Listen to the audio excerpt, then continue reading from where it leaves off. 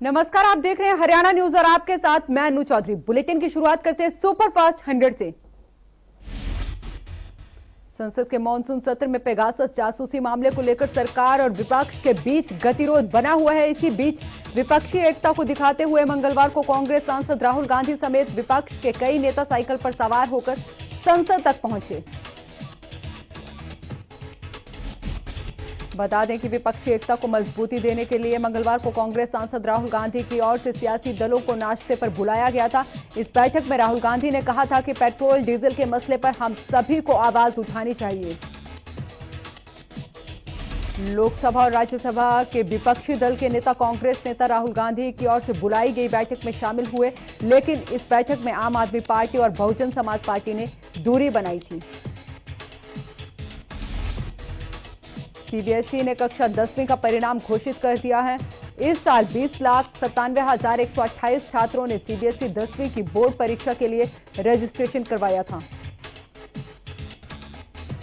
इन छात्रों में से 20,76,957 बच्चे पास हुए हैं। ओवरऑल पासिंग प्रतिशत 99.4% रहा है। गौरतलब है कि इस साल भी लड़कियां लड़कों से आगे रही। दिल्ली सरकार ने विधायकों की तनख्वाह में बम्पर बढ़ोतरी का फैसला लिया है। नए फैसले के मुताबिक अब दिल्ली के एक विधायक को प्रति माह 90,000 रुपए मिलेंगे,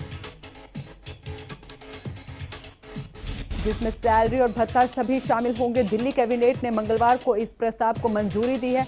अब विधायक की प्रति माह सैलरी 30,000 रुपए होगी। पहले ये 12,000 रुपए तक होती थी। सूत्रों के मुताबिक साल 2015 में दिल्ली सरकार ने विधायकों के वेतन बढ़ाने का कानून दिल्ली विधानसभा से पास करके केंद्र सरकार को भेजा था, जिसको केंद्र सरकार ने अस्वीकार कर दिया था। देश में बीते 6 दिनों से लगातार 40,000 से ज्यादा कोरोना मामले आ रहे थे। अब नए कोरोना मामलों की संख्या घटी है। पिछले 24 घंटे में 30,549 नए कोरोना केस सामने आए हैं, जबकि 422 संक्रमितों की मौत हुई है। केरल में बीते दिन सबसे ज्यादा 13,984 नए मामले सामने आए हैं। हालांकि देश भर में पिछले 24 घंटे में 38,887 लोग कोरोना से ठीक भी हुए हैं, यानी कि कल 8,760 एक्टिव केस कम हुए हैं।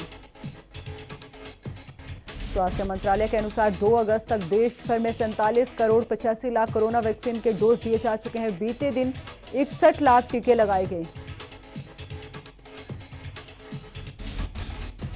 प्रदेश में कोरोना दम तोड़ रहा है। बीते 24 घंटे में 14 नए कोरोना मरीजों की पुष्टि हुई है, जबकि एक कोरोना मरीज ने अपनी जान भी गंवाई है। बता दें कि 12 जिलों में एक भी नया केस सामने नहीं आया है, जबकि 7 जिलों में एक और रोहतक पलवल में 2 नए केस सामने आए हैं। प्रदेश में कोरोना का रिकवरी रेट 98.66% पहुंचा। स्कूल खुलने के बाद कोरोना संक्रमण के फैलाव को रोकने के लिए स्वास्थ्य विभाग ने बच्चों की कोरोना जांच और अध्यापकों के टीकाकरण के लिए विशेष अभियान शुरू कर दिया है। ये टीमें हर स्कूल में जाकर प्रतिदिन 100 बच्चों के सैंपल लेंगी। खैरपुर स्कूल में अब तक 150 बच्चों के सैंपल लिए जा चुके हैं। सभी बच्चों के सैंपल लेने और रिपोर्ट आने के बाद विभाग की ओर से अगला कदम उठाया जाएगा। स्वास्थ्य विभाग की नर्स परमजीत कौर ने बताया कि सिरसा के सभी सरकारी स्कूलों में अभियान चलाया जा रहा है। अध्यापकों का टीकाकरण किया जा रहा है, साथ ही बच्चों के सैंपल भी लिए जा रहे हैं। सोनीपत जिला शिक्षा अधिकारी कार्यालय में कोविड नियमों की धज्जियां उड़ाई जा रही हैं। दरअसल मुख्य गेट से लेकर इंक्वायरी कमरे और अन्य कमरों में कर्मचारी बिना मास्क के बैठे नजर आए। दरअसल जिला शिक्षा अधिकारी ने दावा किया था कि हर कोई मास्क लगाता है, जिसके बाद हरियाणा न्यूज की टीम ने रियलिटी चेक किया तो सब बिना मास्क के नजर आए। बिना मास्क के बैठे कर्मचारियों का कहना था कि मास्क लगाकर काम नहीं होता है। हालांकि जब हमने डीईओ से उनके कार्यालय में मास्क न लगवाने वाले कर्मचारियों के खिलाफ कार्रवाई की बात कही तो डीईओ गोलमोल जवाब देती हुई नजर आई।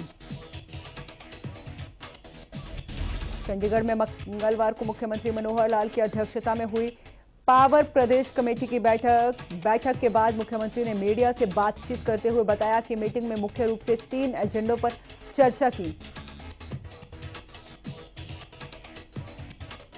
उन्होंने बताया कि हर हित स्टोर को लेकर एक लॉजिस्टिक कंपनी को इंगेज किया गया है, जिसके टेंडर को अप्रूव कर दिया गया है। वहीं इसके साथ ही उन्होंने बताया कि सरकार ने 5000 फॉगिंग मशीनें खरीदी हैं, जिससे बारिश के मौसम के बाद इनका उपयोग करके मच्छरों के प्रकोप से बचा जा सकेगा। इस दौरान सीएम ने कहा कि कोरोना की तीसरी लहर को लेकर सरकार की तैयारी पूरी है और हमारी कोशिश है कि तीसरी लहर को आने से रोका जा सके। वहीं धमकी की कॉल को लेकर मुख्यमंत्री ने साफ किया है कि उन्हें किसी तरह की कोई धमकी की कॉल नहीं आई है। हालांकि सुरक्षा के लिहाज से सभी तैयारियां चाक चौबंद है और कोई कठिनाई आती है तो उसका मुकाबला किया जाएगा। प्रदेश में होने वाले पंचायत और निकाय चुनाव को लेकर सभी पार्टियों ने कमर कस ली है। इसी कड़ी में बीजेपी ने भी पंचायत और निकाय चुनाव में अपना परचम लहराने की तैयारियां शुरू कर दी हैं। बीजेपी प्रदेश अध्यक्ष ओम प्रकाश धनखड़ ने कल पंचायत और निकाय चुनावों के लिए बनाई गई कमेटियों की बैठक बुलाई है। यह बैठक मंत्री मूलचंद शर्मा के आवास पर होगी, जिसमें प्रदेश अध्यक्ष ओपी धनखड़ चर्चा करेंगे और आगे का प्लान तैयार किया जाएगा। चंदौली गांव से मंगलवार को सैकड़ों की संख्या में युवा गांव की मिट्टी और जल लेकर निकले। तमाम युवाओं के हाथ में तिरंगा और किसान यूनियन के झंडे दिखाई दिए। इस दौरान युवाओं ने किसान एकता जिंदाबाद के नारे लगाए। उन्होंने कहा कि हर साल उनके गांव से सैकड़ों युवा हरिद्वार से कांवड़ लेकर आते थे, लेकिन अब की बार उनकी कांवड़ किसान आंदोलन को समर्पित है। युवाओं ने कहा कि सरकार ये ना सोचे कि आंदोलन में सिर्फ बुजुर्ग किसान है, बल्कि युवा भी मजबूती के साथ किसान आंदोलन में भागीदारी कर रहा है। इससे किसान आंदोलन में ऊर्जा और नई ताकत का संचार होगा। वहीं युवाओं ने दोहराया कि 3 कृषि कानून पूरी तरीके से काले हैं और इनकी हर हाल में वापसी होकर रहेगी और जब तक कानून वापसी नहीं होते किसान आंदोलन जारी रहेगा। फसल के मुआवजे को लेकर मंगलवार को किसान डीसी कार्यालय पहुंचे। इस दौरान किसानों ने गिरदावरी करवाकर मुआवजा देने की मांग की। दरअसल फतेहाबाद में पिछले 1 सप्ताह से हो रही बारिश से धान और नरमा की फसल खराब हो रही है। किसानों ने चेतावनी दी है कि 3 दिन के अंदर गिरदावरी हो, नहीं तो किसान धरना देंगे। कोरोना की तीसरी लहर से पहले स्वास्थ्य विभाग के बेड़े में 7 नई हाईटेक एम्बुलेंस शामिल हो गए हैं, लेकिन नागरिक अस्पताल में खड़ी यह नई हाईटेक एम्बुलेंस रजिस्ट्रेशन के इंतजार में 1 महीने से धूल फांक रही हैं। कोरोना की तीसरी लहर से पहले यह एम्बुलेंस स्वास्थ्य विभाग के बेड़े में शामिल हुई थी। वहीं जब हमारी टीम ने इस बारे में अंबाला सिविल सर्जन से बात की तो उन्होंने कहा कि एम्बुलेंस के रजिस्ट्रेशन की प्रक्रिया दूसरे वाहनों से अलग होती है। उन्होंने कहा कि इसके पहले पासिंग होती है, सभी कागजी कार्रवाई होती है, उसके बाद रजिस्ट्रेशन होती है और इस प्रक्रिया में टाइम लग जाता है। सोनीपत के एम्स अस्पताल से बिना किसी नोटिस के मेडिकल के छात्रों को हटा दिया गया है, जिस पर छात्रों ने आरोप लगाया है कि कोरोना महामारी में किसी दलाल के थ्रू मेडिकल के छात्रों को एम्स अस्पताल में लगाया गया है और बाद में बिना किसी नोटिस के बाहर निकाल दिया गया है। छात्रों का आरोप है कि कोरोना महामारी में सिर्फ 3 महीने के लिए ही उन्हें लगाया गया था। इधर चौकी इंचार्ज ने बताया कि अगर पुलिस के पास कोई लिखित में शिकायत आती है तो उस पर कार्रवाई की जाएगी। छात्रों ने यह भी कहा कि जब तक उनकी मांगें पूरी नहीं की जाती तब तक अस्पताल के बाहर धरना देते रहेंगे। मुख्यमंत्री किसान और खेतीहर जीवन सुरक्षा योजना पलवल जिले में कारगर साबित सिद्ध हो रही है। मार्केट कमेटी पलवल के सेक्रेटरी नरवीर सिंह ने बताया कि जिले में किसानों को इस योजना का लाभ दिया जा रहा है। हरियाणा रोडवेज के पानीपत डिपो ने कोरोना और स्वच्छता के प्रति लोगों को जागरूक करने के लिए अनोखी पहल शुरू कर दी है। पानीपत डिपो में धोती कुर्ताधारी निर्मल ताऊ ने लोगों को जागरूक किया। आपको बता दें, पानीपत डिपो में ये ताऊ आपको कभी बस में दिखाई देगा तो कभी बस अड्डे परिसर में लोगों को कोरोना और साफ सफाई के प्रति जागरूक करता मिलेगा, क्योंकि लोग ऐसी जगह पर अक्सर लापरवाही से गंदगी फैलाते हैं और कोरोना संक्रमण को बढ़ावा देते हैं। ताऊ ने अधिकारियों के साथ मिलकर यात्रियों को कोरोना और स्वच्छता के प्रति जागरूक किया है। कभी ताऊ बस में चढ़े नजर आए। तो कभी ताऊ परिसर में देसी अंदाज में लोगों को समझाते नजर आए। तरीका चाहे कुछ भी हो, लेकिन हरियाणा रोडवेज ने यात्रियों को स्वच्छता और कोरोना के प्रति लोगों को जागरूक करने की अच्छी मुहिम शुरू की है। फतेहाबाद में बीते दिनों हुई भारी बारिश के चलते शहर और गांव में जल भराव की समस्या खड़ी हो गई है। माजरा रोड क्षेत्र में बारिश और सीवरेज ट्रीटमेंट प्लांट का पानी खेतों में छोड़े जाने को लेकर 6 अलग अलग प्रतिनिधिमंडल डीसी से मिले और अपनी समस्याएं उनके सामने रखी। किसान नेता मनदीप नथवान ने बताया कि जरूरत के समय गांव में फसलों के लिए तो दूर पीने तक का पानी की किल्लत हो जाती है और अब बारिश में जब खेत पानी से लबालब हो गए तो परेशानी ज्यादा बढ़ गई है। कैथल में संयुक्त किसान मोर्चा के बैनर तले किसान सभा की ओर से लघु सचिवालय में धरना प्रदर्शन किया गया और नारेबाजी की गई।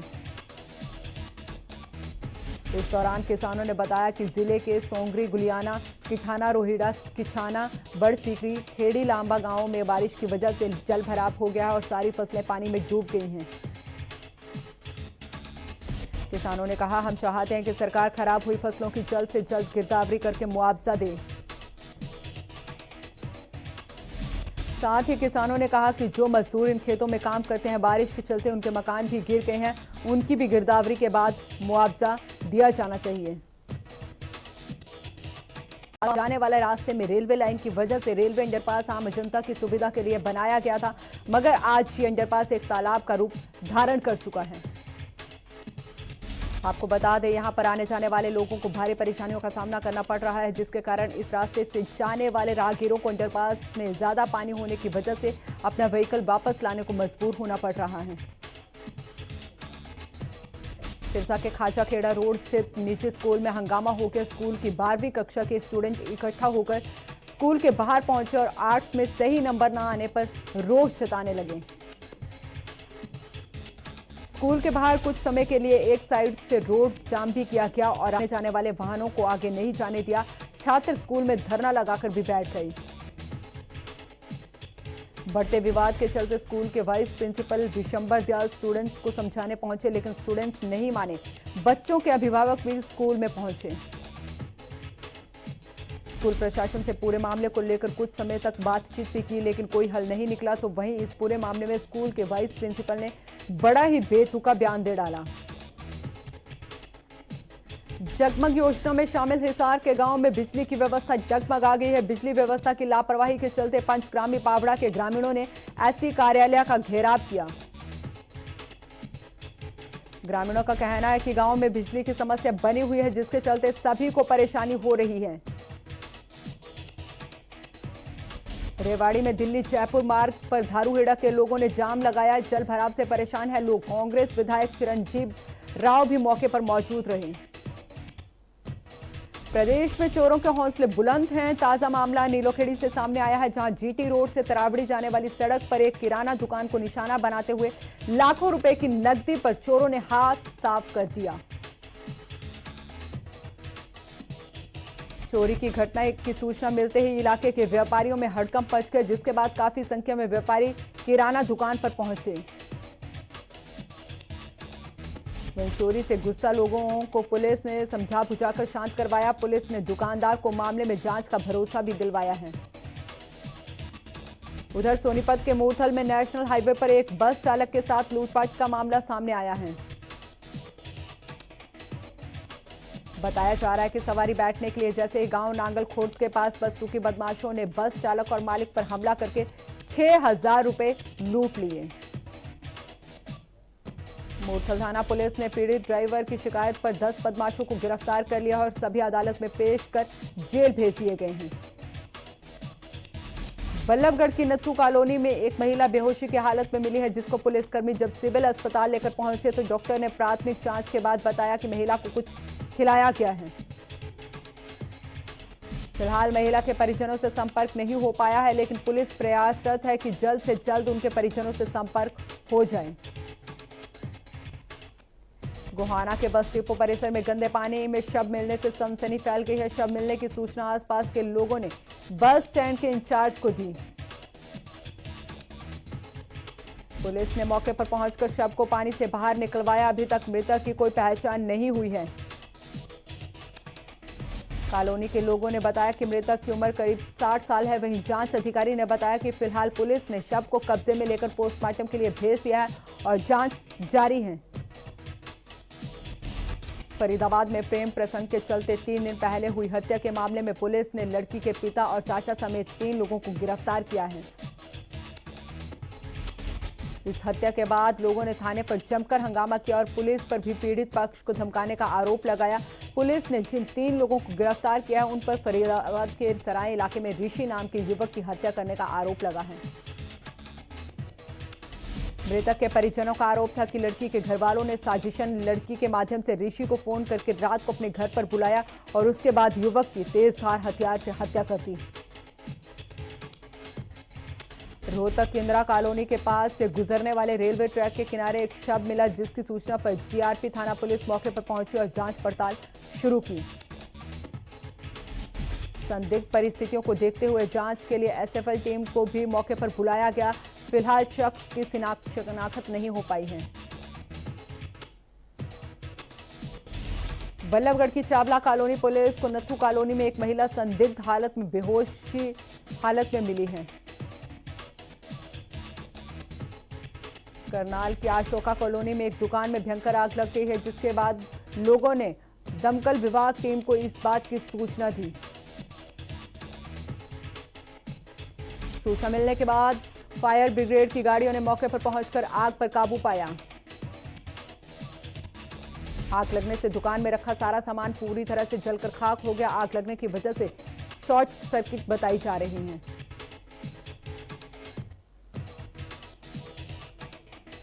कई दिनों से घग्गर में बढ़ रहे पानी के जल स्तर को लेकर चिंताएं अब कुछ कम हुई है। पानी का स्तर फिलहाल नियंत्रित है। हालांकि 2 दिन पहले किसान अपने अपने स्तर पर बांध बना रहे थे। पहाड़ी इलाकों में बारिश के चलते घग्गर नदी में पानी का स्तर काफी ऊपर आ गया था। अंदरूनी बांध भी टूट गया था, जिसके चलते करीब 50 गांव में बाढ़ का संकट बना हुआ था, लेकिन अब स्थिति नियंत्रित है। किसान और ग्रामीण जगीर सिंह और हरपाल सिंह ने कहा कि घग्गर में जल स्तर कम हुआ है। हालांकि पिछले कई दिनों से जल स्तर बढ़ रहा था, इससे नुकसान भी हो सकता था, लेकिन अब जल स्तर कम हुआ है। हांसी में काली देवी मंदिर के सड़क उखाड़ने के बाद मंगलवार को चौथी बार फिर से सड़क का सैंपल लिया गया। 5 करोड़ की लागत से किए गए सड़क के निर्माण की परतें कुछ दिनों के बाद ही उखड़ने लगी, जिस पर पूर्व पार्षद प्रतिनिधि ने आवाज उठाई और मामले में कार्रवाई अमल में लाई। जबकि उस सड़क की क्वालिटी की कई बार सैंपल भी जांच के लिए भेज चुके हैं, लेकिन इसके बाद भी सरकारी सिस्टम तय नहीं कर पाया कि कमी कहां है। वहीं ज्वाइंट डायरेक्टर ने बताया कि सरकार लैब में सैंपल जांच करवाने के लिए आदेश दे चुकी है, जबकि सरकारी लैब पहले ही 2 दफा सैंपलों पर क्वालिटी दुरुस्त होने की मोहर लगा चुका है। गुलचिका में मात्र 1 घंटे की बारिश ने प्रशासन के दावों की पोल खोलकर रख दी है। दरअसल शहर में जल भराव की स्थिति पैदा हो गई है। शहर के सभी प्रमुख मार्गों और मार्केट में पानी भर गया है। वहीं एसडीएम कार्यालय परिसर भी तालाब में तब्दील हो गया है। वहीं भारी बारिश के चलते घर की दीवार टूटने से 3 लोग दब गए, जिन्हें अस्पताल में भर्ती करवाया गया। पानीपत के गांव नूरवाला के परशुराम कॉलोनी में युवक ने फांसी लगाकर हत्या कर ली है, जिससे इलाके में हड़कंप मच गया। सूचना पाकर पुलिस भी मौके पर पहुंची। मृतक की पहचान 22 साल के विशाल के रूप में हुई है। बताया जा रहा है कि मृतक को काम नहीं मिल रहा था, जिसकी वजह से वो परेशान चल रहा था। इसी मानसिक अवस्था में उसने खुदकुशी जैसा कदम उठाया। फिलहाल पुलिस मामले की असली वजहों की तलाश में जुटी है। पुलिस ने यह भी बताया कि युवक के साथ 2 युवतियां भी रहती थी, जिनसे पूछताछ की जाएगी। भारत और बेल्जियम के बीच खेले गए सेमीफाइनल मुकाबले में बेल्जियम ने भारत को 5-2 से मात दी है और इसी के साथ भारत का फाइनल में जाने का सपना टूट गया। चौथे क्वार्टर में बेल्जियम की टीम भारत पर हावी रही। इसी के साथ बेल्जियम की टीम फाइनल में पहुंच गई है। अब भारत ब्रॉन्ज मेडल के लिए मुकाबला खेलेगा। बेल्जियम के हाथों मिली 5-2 से हार के बाद प्रधानमंत्री मोदी ने कहा है कि हार जीत जीवन का हिस्सा है। टोक्यो ओलंपिक में हमारे पुरुष हॉकी टीम ने अपना सर्वश्रेष्ठ दिया है। पीएम ने लिखा कि टीम को अगले मैच और उनके भविष्य के प्रयासों के लिए शुभकामनाएं। भारत को अपने खिलाड़ियों पर गर्व है। सोनम मलिक पदक की रेस से बाहर हो गई हैं। मंगोलिया की खुरेलखू से हारकर सोनम का कांस्य पदक जीतने का सपना टूट गया। खुरेलखू अगर ये मैच जीतकर फाइनल में पहुंच जाती तो सोनम मलिक को रेपेचेज राउंड खेलने का मौका मिलता और उनके पास ब्रॉन्ज मेडल जीतने का मौका था। वहीं सोनम के गांव वाले परिजन और कोच उसकी जीत की पूरी उम्मीद जता रहे थे, लेकिन हार के बाद थोड़ी मायूसी जरूर देखने को मिली है, जबकि सोनम से ब्रॉन्ज की उम्मीद भी टूट गई। बॉलीवुड स्टार अजय देवगन और सोनाक्षी सिन्हा के आने वाली film Bhuj the pride of India का दूसरा ट्रेलर रिलीज हो गया है। यह फिल्म 13 अगस्त को सिनेमाघरों में रिलीज होगी। यह फिल्म अभिषेक दुधैया द्वारा निर्देशित सच्ची घटना पर आधारित है। फिल्म में 1971 के भारत पाकिस्तान युद्ध की कहानी दिखाई जाएगी। हाल ही में अजय देवगन अभिषेक बच्चन के साथ द बिग बुल में नजर आए थे। तो फिलहाल के लिए इस बुलेटिन में इतना ही। आप देखते रहें हरियाणा न्यूज।